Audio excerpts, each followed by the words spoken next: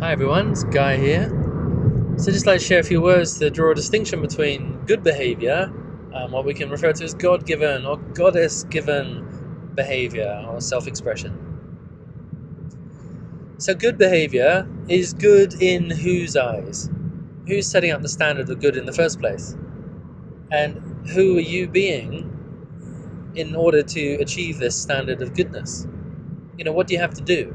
What sacrifices? What effort? What will? What pretense? What gameplay do you have to enable yourself to be involved in to meet with the ideas of someone else's projection of goodness?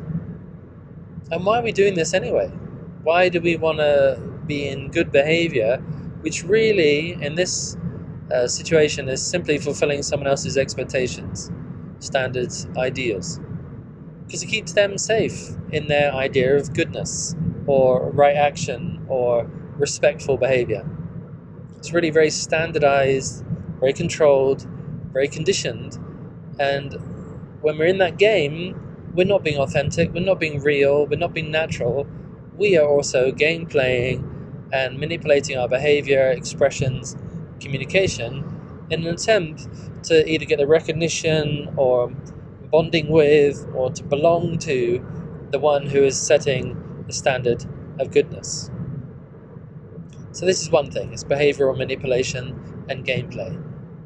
So what's the difference between God-given behavior or goddess-given behavior? What is that difference between living from a preconditioned set of standards and then behaving according to those preconditioned set of standards, or living from your present state of aliveness, from the wisdom of the moment, from the depth of your feeling, beating, loving, passionate, present heart?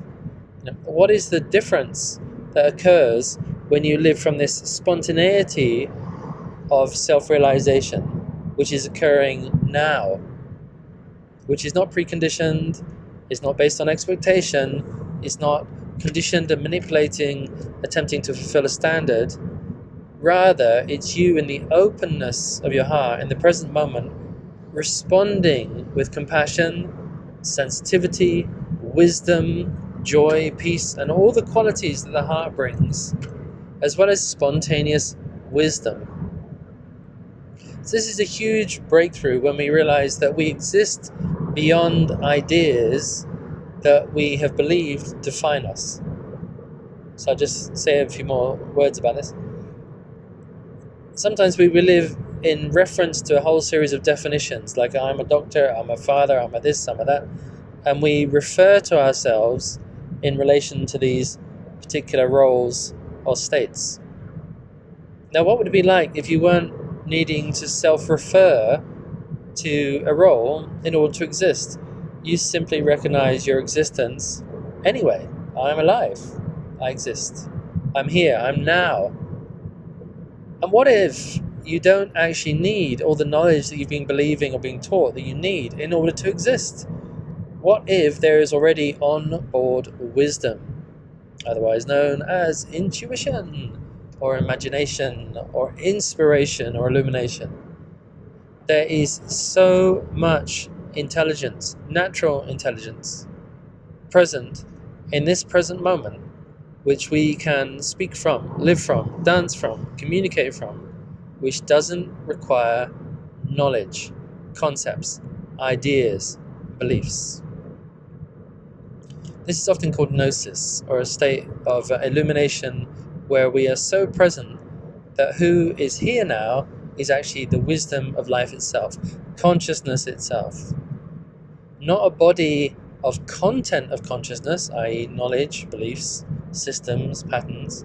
No, the presence of consciousness itself.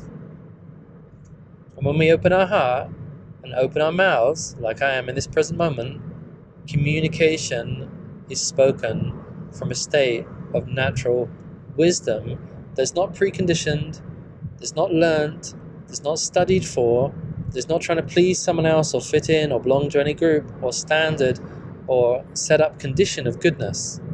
It's rather what I'm referring to as God-given behavior, life-giving behavior, authentic, natural self-expression that is responsive, that is wise, that is loving, that is connected.